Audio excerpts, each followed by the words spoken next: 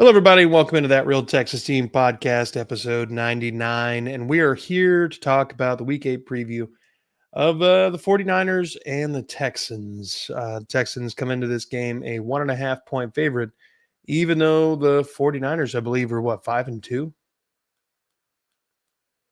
I'm not mistaken. Yeah, I think they're that 5 whole and 2. division has three teams at Uh, 5-2. And yeah, they're all 5 and 2, and then there's Arizona, who we yeah. also play. We play their whole division this year. Yep. My name's Curtis. Thank you for joining us. You can find me on Twitter at this AFC South Show, SHW. And then down here at the bottom, we got Chris, aka Pac-Man Freestyle, aka Slim Chickens. Make sure you go to That's Crazy Podcast and talk, like and subscribe, trying to grow his channel. Mike's not with us this evening. He had some family matters to attend to, but we're going to hold it down for him just the same. Make sure you head on over to Mass 3 Productions to help that man out. With that being said, let's go over the injury report real quick because I feel like it's it's a doozy. Just the 49ers list was like fucking 20 players. Nico Collins out, Christian Kirk out, Eliza Huzzy out, but not really depending on that guy. Jalen Smith is officially returned from IR. He's questionable for this game, as is recently returned Danico Autry with a knee injury. Now, at 36 years old and how hard that man played the other day, I could see it. Just coming right back and just fucking your knee up. Makes sense. Yeah, and he was great. Yeah, Jared Wayne makes the elevation to the standard or the 53-man roster. We also cut Brendan Bates, and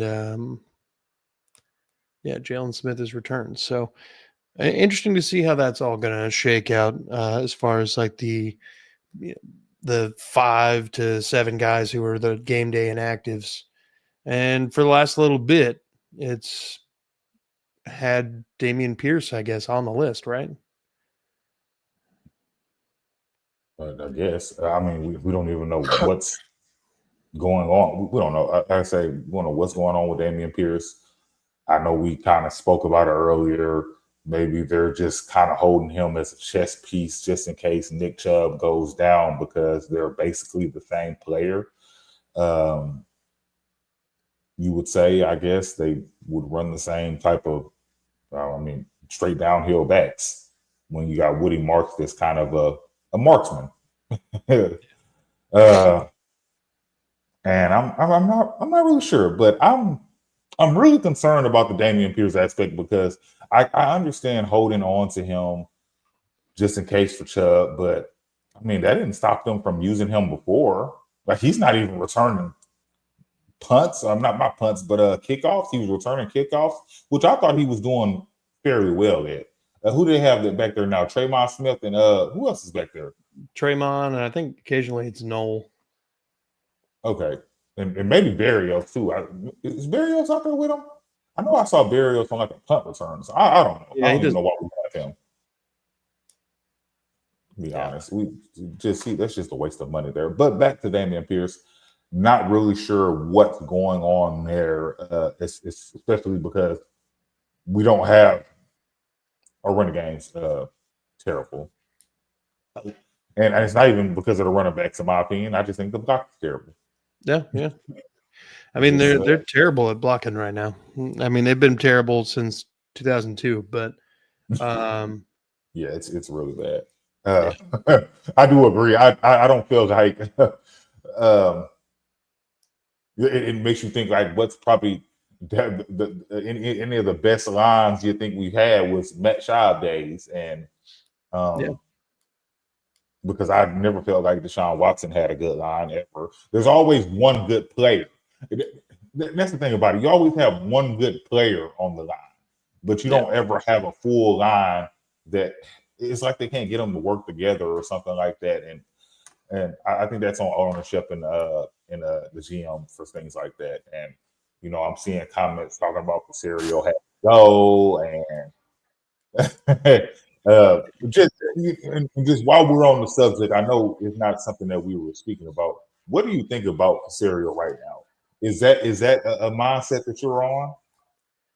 I'm not too far off. I think he's had what he was the GM that drafted Davis Mills, and he's had that long to bring in any sort of complimentary help to Laramie Tunsil or Titus Howard or anybody.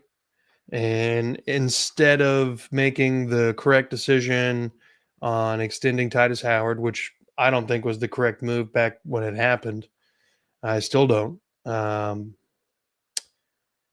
then just drafting and whiffing on guys so blatantly and so incredibly. I mean, if you want to get real about it, technically, the best bang for his buck that he's experienced while drafting an offensive lineman is when he got Jarrett Patterson in like round 5 or 6. And then that's not good. No, but everybody Not else good. has been in the second round. Yeah, second round, first round. I can't forget Kenyon Green. Yeah. I mean, Yeah, it's just been swing and a miss, and it's the one and the bugaboo crazy that part we've is, got. I can understand Kenyon Green. Sorry to cut you off, but I can understand Kenyon Green. And I only say this because I've seen a little bit of what was he like Alabama A&M or something like that. Where you come from? Is it Alabama A&M? But regardless of the fact, with his run blocking, I could understand it, and you think you could help him develop into a pass blocker because he's a great run blocker. But that's it. Yeah. That's it. He was great at also getting your quarterback killed, and your quarterback's more important than a running back, as bad as it sounds. And yeah, I know that's crazy. No, I haven't seen this video, Brandon. Definitely did try not see to that put that in either. the comments or something. Last year, every team could read our screenplays. Now defenses can tell each play because of our guard. Well, I mean, you can kind of do that anyway. I mean, if you're getting to the point where you're reading tendencies, I mean, you're going to be able to tell a lot. But, And generally speaking, once the ball is snapped, you're reading the guards anyway. So, I guess it's just a little bit easier when the guards basically body language is telling you which way we're going. So we're gonna get further into what's up, Eric. We're gonna get further into the injuries thing as far as the Texans are concerned. But I did want to go ahead and mention all the San Francisco 49ers. No Brindell. I believe he's one of their offensive linemen. You got Yatir Gross-Matos, Bryce Huff, who they traded for. Both of these guys are out. Those are their edge rushers. Now that there's no Nick Bosa, no Fred Warner, that could be interesting. Ricky Pearsall is out. There's no Brock Purdy. Diamador Lenore is questionable. Buford is questionable, and Gifford is questionable. So I mean, they are down, and there was another like 12 or 13 people on the injury report for the 49ers, including Christian McCaffrey and Trent Williams, who was just purely rest, but. With this defense being led by Robert Saleh, you're going to kind of expect a little bit of pressure, and we've seen Robert Saleh get in our offense's ass, so to speak. Pause. I mean, Stroud's rookie year, he got sacked like 7 or 8 times, gets a concussion in that game against the Jets. Plays his worst game his whole rookie year. And against the Jets. Yeah, I mean, so I'm saying, and then last year against the Jets, I know that Robert Saleh had already been fired by that point, but I mean, this was just a bad situation. We've got left guard issues already with the offensive line, and what we've got that's been out there consistently every week is playing like shit. And then now your top 2 options at wide receiver are out. So you're even more strapped for playmakers. Who would they make wide receiver run this week then? I think we spoke about this during the reaction. Who would you think that would be? I know I think you've got to let it be Hutch. And then Jaden Higgins is your 2 and Jalen Noel is your 3. However, knowing how this coaching staff operates, it'll be Jaden Higgins 1, Xavier Hutchins 2, Braxton Berrios 3, and then my grandmother, and then Jalen Noel.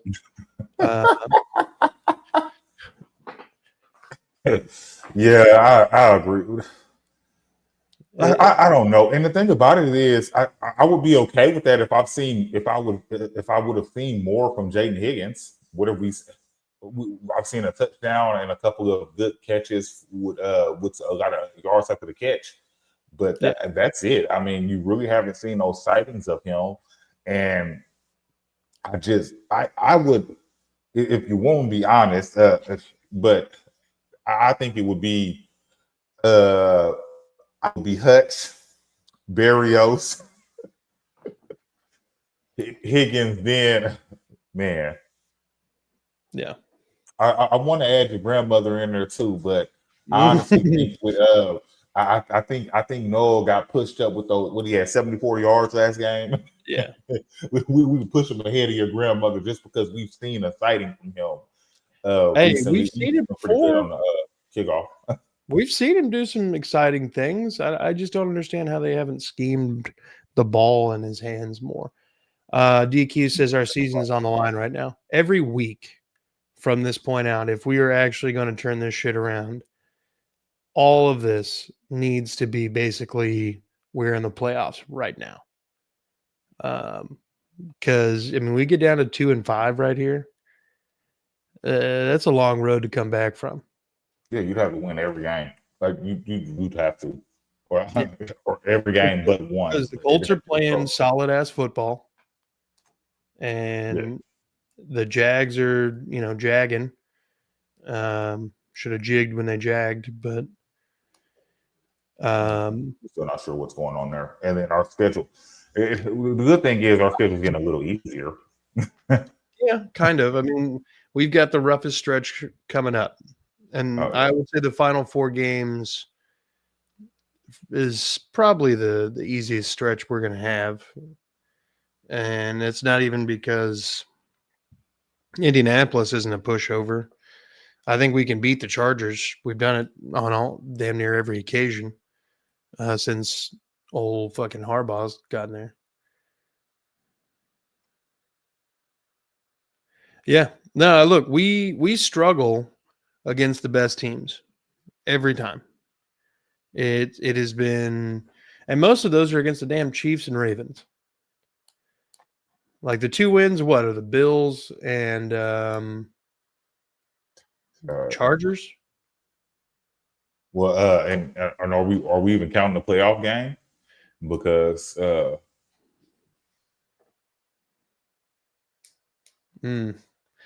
don't know.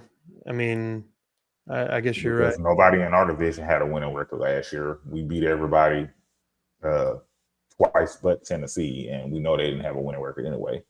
Yeah. We played the whole NFC North. Chicago, we beat them, but they ended up not having a winning record. Lost to the Vikings, Lions, and Packers. Yeah. No, all games that we had a chance to win. Well, except maybe not the Vikings game, but the Lions game they should have won. The Packers game they should have won. I mean, that one came down to who had the ball last, but they should have won.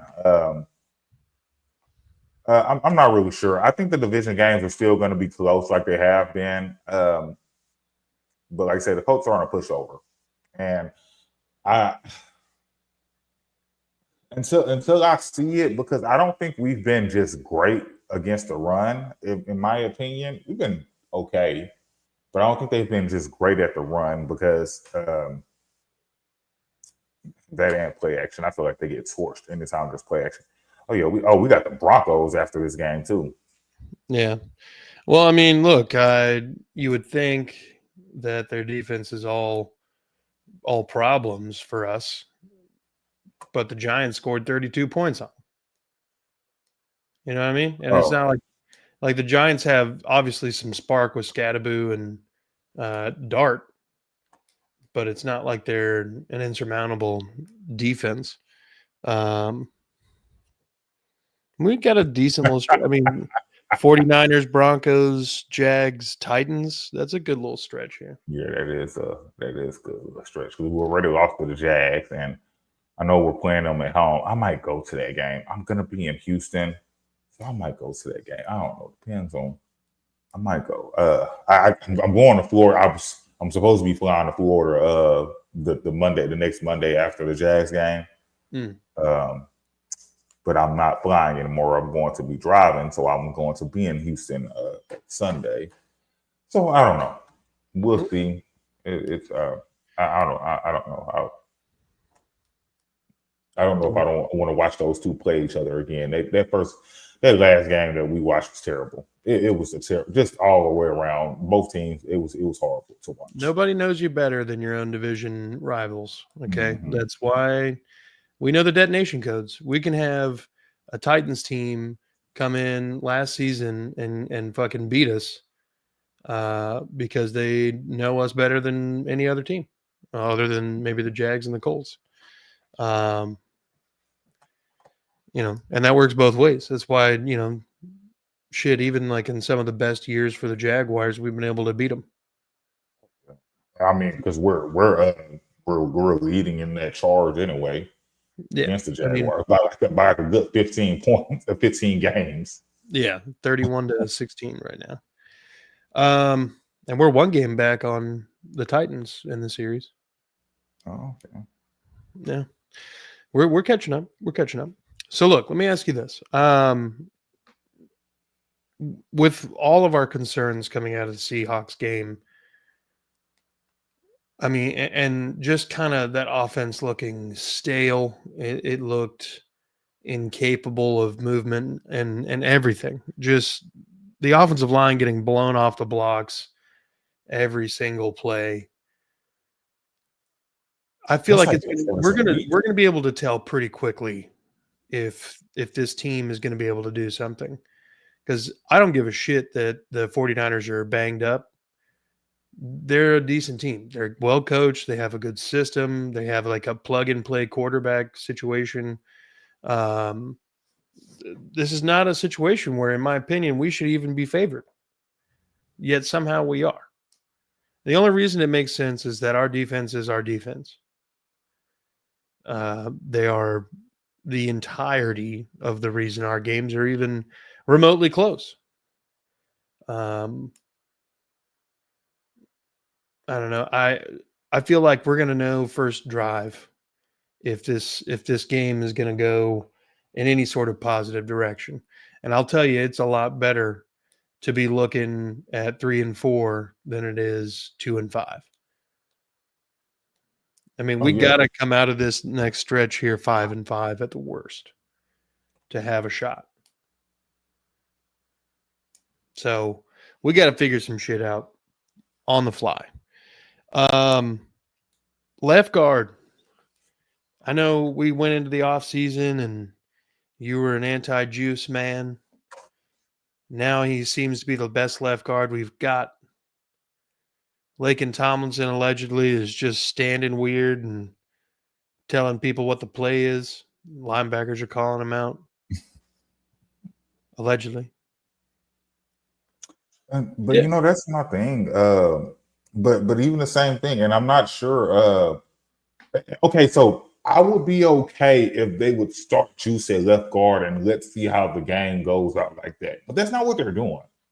That's not what they're doing. They're starting Laken, and every week they're doing this. Like for the past 3 or 4 weeks, they're starting Laken, and then and then it's like him and Juice are like swapping. And if I'm not mistaken, Juice didn't even play in the second half.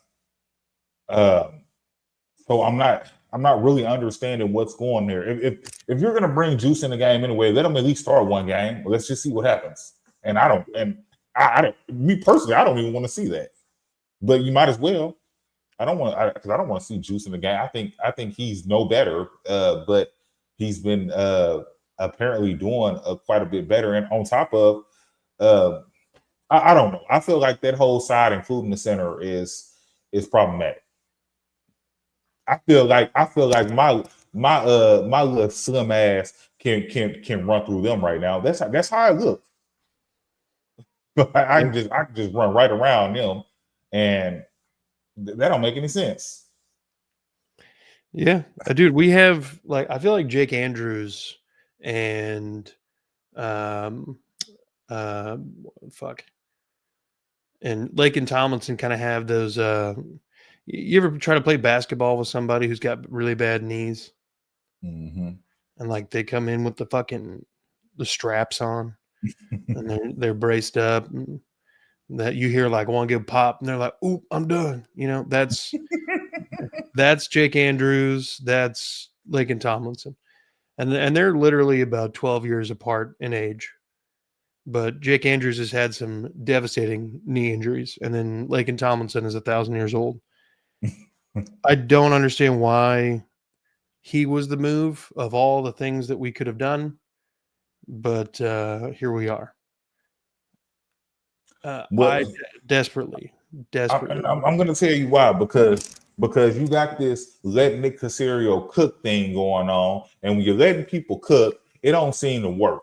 That's what I've been noticing. People try to let people cook. Let Ruff cook. Let Caserio cook. I'm tired of letting people cook. We need to get all the chefs in there. I don't need just the head chef in there. I need all the chefs in there, because apparently he's making these decisions on himself. Like I'm seeing in the comments about Grace Abel. I didn't see no problems out of him when we just played the Seahawks. But that's beside the point. The thing about it is, he thought he was doing something because he thought that we were going to get a lineman to fall to us, or maybe a decent receiver that didn't get taken off the board, like an Abuka or a Matthew. Just they might have just failed to us, because everybody had offensive line issues, and there were so many offensive linemen in the draft. And he's like, you know what? We're not even gonna get anybody good. Which by the time we would have been picking, he was correct. I'm just gonna trade down. I'm not gonna attempt to trade up for what.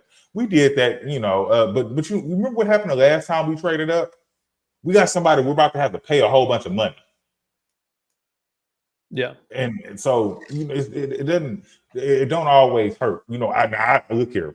I don't agree with Jacksonville trading up to get Travis Hunter. I will never agree with that. I don't care if Travis Hunter turns out to be Deion Sanders. I will never agree. Well, I mean, he'd have to turn to Deion Sanders for that to have been the reason they did that. Because ain't no reason, ain't no way. Because I think I'm at first I thought he should have just played corner. He should just play receiver, get paid. he should just play receiver and get paid, because he's electrifying. And I don't think I think he would have been all right. I think he'd have been fine at corner, and I think he could have probably been a superstar corner. But I just think at receiver he'll fare well better. He'll take care of his body better. I don't feel like that's going to happen in corner. Yeah. But whatever. Brandon says Cowboys went first round O-line 3 years in a row, and all of a sudden they were number one offense. You know what else they had 3 years in a row? Same coaching staff, same offensive system. I mean, we've completely turned over the offensive line from the time that D'Amico's been here. And we've had two different entire schemes of offense. Since Damian Pierce has been here, we've had three whole different styles of offense. Since Davis Mills has been here, it's been 4 or 5. You got to think about what's considered been here 6 years. Yeah, and we basically his first year hires David Culley, fires David Culley, hires Lovie Smith, fires Lovie Smith. So that's two different coaches with two completely different coaching staffs. There were some, well, not completely different. Some of the position coaches stuck around, and then you've got D'Amico, who comes in with Bobby, and then Bobby gets fired, and now we've got Nick. So this is number 4. And was Nick even D'Amico's pick? Because no, I didn't think so. And that's the problem. And that's why I have a problem with people trying to blame D'Amico for somebody he didn't even pick. I look here, you can blame him for Bobby. We know he brought Bobby over here. We knew that from day one that he brought Bobby over here. But and if you want to blame him for bringing Bobby and sticking with him and not making and just like we spoke about it last week or the week before about what if D'Amico would have let let play calling go to Burt and and oversaw the whole team as a head coach instead of just going in there as a defensive coordinator. Because you got people that are like, oh man, D'Amico, he should just they should just hire an offensive minded head coach. I don't think right now that's the answer. And then talking about demote, whenever have you ever seen that you're going to demote D'Amico? You think he's going to stay? It would he's be not going to stay. No. It would be very dumb to go ahead and do that. D'Amico's a solid coach. I think he's got potential to grow. I think that Casario's kind of smothering him and kind of preventing a lot of further development out of the man because they're trying to compromise and, oh, you can do yours this way this time, and then next time we'll try it my way. Yeah, but he brought in another expatriate. That's all he did. He brought in another expatriate. Nick Caserio, an expatriate. Like and also said get Clan as OC, but they didn't, so it's on D'Amico on this one. I mean, I don't think D'Amico's got the final say of his coaching staff on this one. I think a lot of it is Caserio. Yeah, and I think a lot of it. I think a lot of it is because of the issues with Bobby and stuff like that. I think because he basically had that when he brought with him bringing Bobby over, and it's just the play calling doesn't look the same. The play calling looks different, but when you don't fix the offensive line against a bad defense, we saw how this offense can look against two bad defenses. I mean, the Titans are okay. They're bad. We're not going to do that. They should be good. I think they were better last year. But with the offensive line, like I said, the offensive line is terrible. It is an eyesore to watch. And, there are things, of course, CJ runs back too far. He does that. But what about the times when literally he hikes the ball and looks up and this big old 280-pound dude is standing in front of him? Like give me that. Sometimes that is what's happening. And I don't know about you, Curtis, but if I keep looking up and I'm seeing this big old 300-pound dudes in front of me, it's gonna start messing with my head. I'm not gonna know what to do. And I feel like he's been going through that for a year and a half. I'm not making any excuses for him because he's been playing terrible. Now, last game we also had some drops. Nico had a drop. The Nick Chubb drop, that one could have kind of been on CJ, even though I still think Nick Chubb should have came away with that because it was kind of outstretched for him. But the Nico one was surely a drop that I felt like he had some room to get a touchdown. But it's just I don't know. And so like this thing about it. Okay, so we saw what happened like with the Ravens and a hurt defense and things like that. Now I think that Robert Saleh, as opposed to what the Ravens have been doing, has been keeping his defense in order even with all the injuries. Yeah. So I think that we'll be playing a slightly better defense, and I think that they should be. I don't know. I really don't know because you don't know who's gonna. They're gonna throw Lakin at left guard. I don't even know why we even talked about that, but I know. Look, they're gonna start him at left guard. I think this is going to be a similar. So, like when we played the Ravens, they had some names on the team still, even with all the injuries. Like Jair Alexander's on that team. I mean, he may not be the same guy he once was, but he's a name at this point. This feels different in the sense of like, the scheme and the coaching of the 49ers seems a lot better than the Ravens does. And I think that they have a lot more of a plug and play atmosphere than the Ravens do. The like it's going to be injured on injured. Like their defense is banged up and our offense is banged up and terrible. So it'll be a battle of suck and which one can suck the least. I think our defense will do what it does and keep us in the game. But man, I don't know. I mean, do you even try to run the ball at this point? Let's ask this. Score predictions.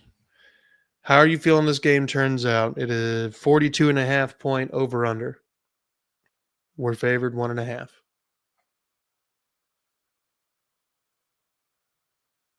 (24-21) Texans. I think it goes over. Honestly, felt like the Seattle game, which that did end up going over, didn't it? Yeah, it did. Yeah, just barely.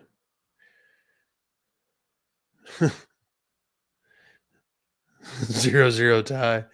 First shutout tie ever. Mike didn't get back. See one of those. That would be kind of interesting. I mean, we usually see it in soccer, but we're not European. I'm going to say 28-20 Houston. I think one of those is one touchdown is a defensive touchdown.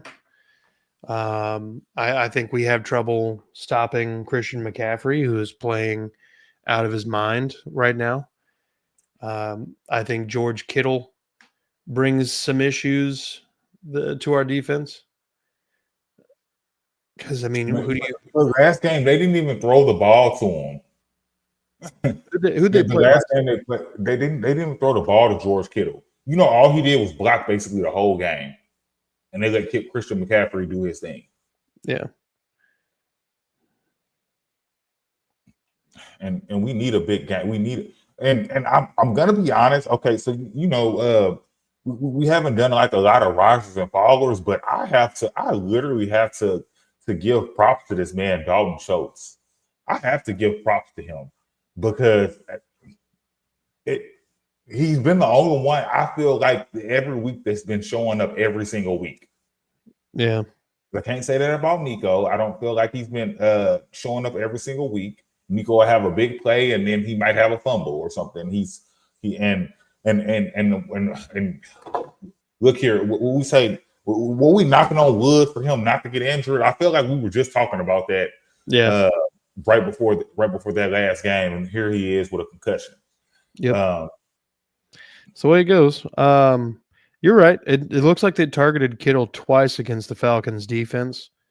McCaffrey had over 200, slightly over 200 yards, all purpose. 31 touches, 2 touchdowns, 200 yards on 8 targets, 24 carries.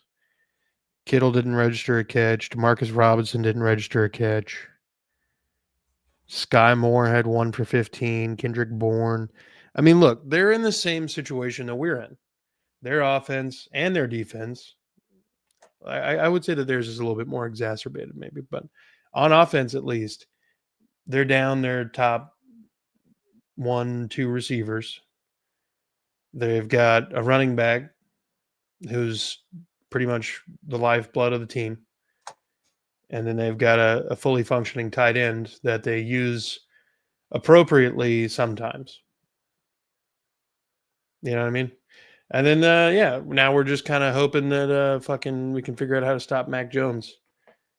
I mean, he's the big question mark in all this because he's been playing for a new contract for a new team, and he's playing very well and very motivated. He's got to have his hands full. I will say that if we end up losing this game, I think we're going to be sellers at the trade deadline. I don't know who I didn't see this, Brandon. That's pretty funny. Don't knock on wood anymore. Yeah, we done. I don't know who would be moving on from. If I had a preference, Aziz. I'm to that point myself. I think he would do well for another team, but I'm to that point myself, and I don't want to be that way because I like Aziz. He's our leading tackler. I see Christian Harris, but look, Brandon, who is going to trade for Christian Harris? You know what I mean? They don't even have no tape on him. We don't even know. We don't even know if Christian Harris is good in the last 2 years. Look, all I'm saying is, if you want to figure out more of what you've got on out of Christian Harris, Aziz has to go. Aziz has to go. You got to put him on the field. Brandon. So, what about an EJ? What about an EJ Speed? EJ Speed's solid. I mean, he's 30 on a 1-year deal. Christian Harris for CJ Gardner-Johnson. Oh God, no. He ain't even on a team right now, is he? No, he got cut from the Ravens. Oh yeah, you didn't even have to trade for him. I don't want that locker room cancer back. No. But I mean, realistically, all sorts of things that could happen. I don't necessarily think that they would happen, but they could happen. Aziz, Laken Tomlinson. I've even heard some people mention Danielle Hunter's name. I would be fine with that though. Interesting. It as bad as it sounds, I would be fine with that. Love Danielle Hunter. I think him and Will Anderson are a top 2 duo all day long. Or a top duo all day long. It's just the simple fact that Will Anderson's not going anywhere. Will Anderson will not be going anywhere. Will Anderson's going to get that bag. Yep. We're gonna back up the Brinks truck for his ass. Oh yeah, it's already set in stone. He keeps proving, and I wonder, and that's the thing about it. I wonder when we moved up to get him, because people get drafted high all the time. We drafted Jadeveon Clowney number 1. Look how they turned out. Minuteman's been on like 10 teams. Yeah. Brandon, I agree, but technically he's in the last year of his deal. Technically. I know they just gave him an extension, but the extension is like for this year to give him more money, and next year is kind of a void option year. So you would be kind of getting rid of him in a contract year, give him the opportunity to maybe go to a contender for this season and earn another contract. You're going to have to say goodbye to some of these guys anyway, because you got to make money for, if not CJ, then the eventual QB1. I think we should end on this. What do you need to see out of CJ Stroud this weekend to regain your faith in the young man? What I saw against Baltimore. Yeah. That's the only game that I've seen him from that he looked comfortable. And it's not about him. It's not the celebrations. I need to see him look comfortable. I have not seen him. He didn't look comfortable in the Titans game. I mean, even when they did start scoring, he didn't look comfortable. I mean, until like halfway through the fourth quarter. So he didn't look comfortable to me at all during that game. But I need to see what I saw in the Ravens game. I need to see him step up in the pocket. I need to see more of what I saw against Seattle during them drops. They're stepping up into the pocket, and you think like he should just take off and run it. And like, I think it was a good. The Chubb one, we can argue about that one, but I thought that was a good decision throwing that ball to Nico. Yeah.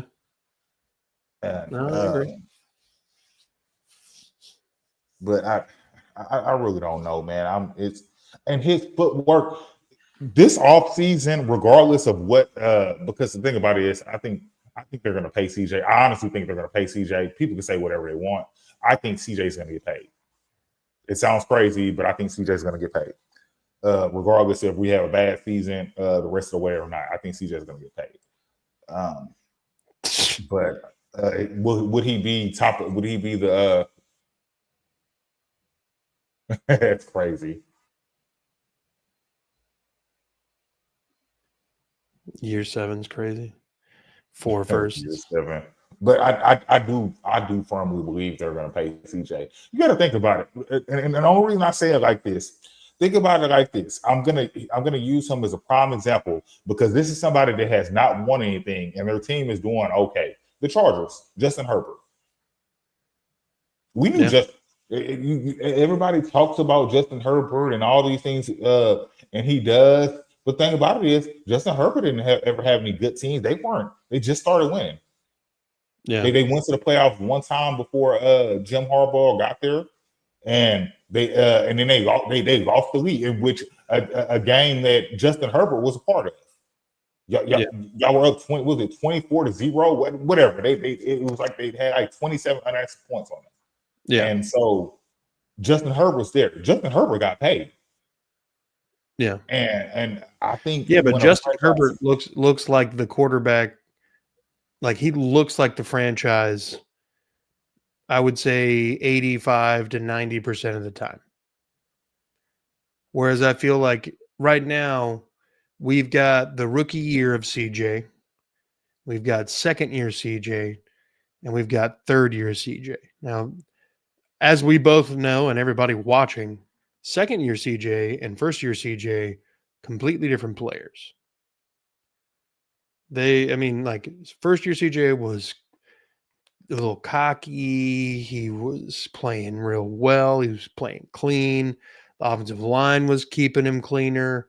There wasn't a lot of boneheaded, there were some, penalties like false starts and whatnot, but there wasn't as much.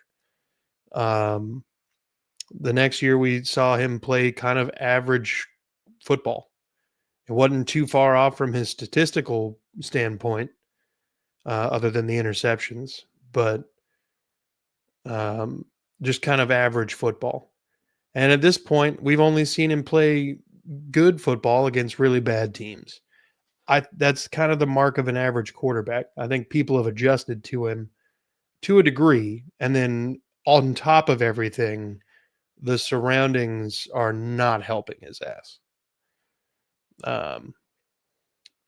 Brandon says, seems like their winning is 100% dependent on Joe Alt and whether he is out there, regardless of even if Harbaugh is coaching.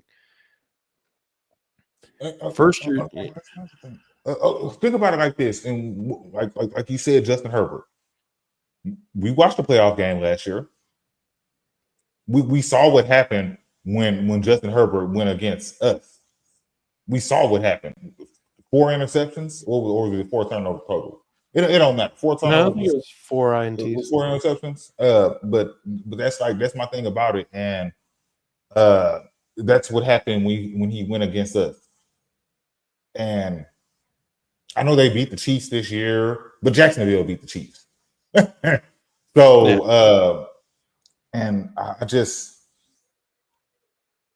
I don't know. I still feel like they're going to pay CJ. People can say that I'm wrong. People say they shouldn't pay CJ.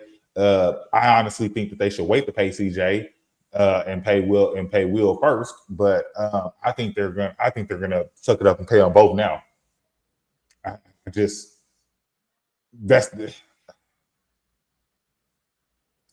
would be the better option for the Texans. I think CJ needs to be seen one more time before he gets paid. But I think they're going to pay him.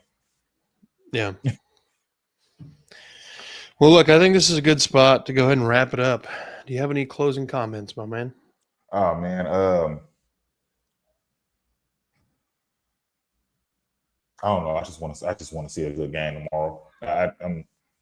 I'm really rooting for them because we're at that point to where it's starting to get irritating to watch them. It's one thing about losing, but it's the little mistakes that are leading to the losing, or the sort of offense we have. You know how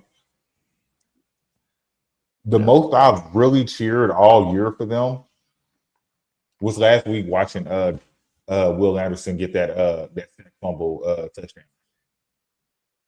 That was like my most exciting play that I felt like all year. I haven't felt like that for the offense at all. Yeah. Usually I'm screaming at the TV. I don't even get excited if they get a touchdown. It means nothing to me. because I'm not seeing consistency. I'm just really more watching it as more of a what I'm going to come in on here and say about it. Not even watching it as a fan. It's getting really difficult to watch as a fan right now, and to keep my heart out of it and to say what I really think is going on, because CJ's not playing good this offseason. He needs to work on his footwork. Regardless of what happens, he needs to work on his footwork. His footwork's terrible. I know he keeps getting his foot stepped on. That's why you need to work on your footwork. Work on your footwork. They won't step on your feet, especially with that terrible offensive line. Mm-hmm. Casario is there. They will pay CJ, and we will all be regretting it. Woody Marks TDs make us feel like that. Yeah. All right. Well, Chris, thanks for coming on and talking Texans with us. Always a pleasure to see you and talk to you. Brandon, DQ, everybody in the chat, thank you for chiming in and joining us as well. Make sure you hit the like, subscribe button here. We're trying to grow the channel. We're at 326 at the time of this live stream. I like to see that number keep rising. Do the same thing for our main man down here at the bottom. That's Breezy Podcast and Talk. That's where you can find him across all the social medias. Do the same thing for Mike at Mass3 Productions. And most of all, be good people and go Texans. Fuck the Cowboys.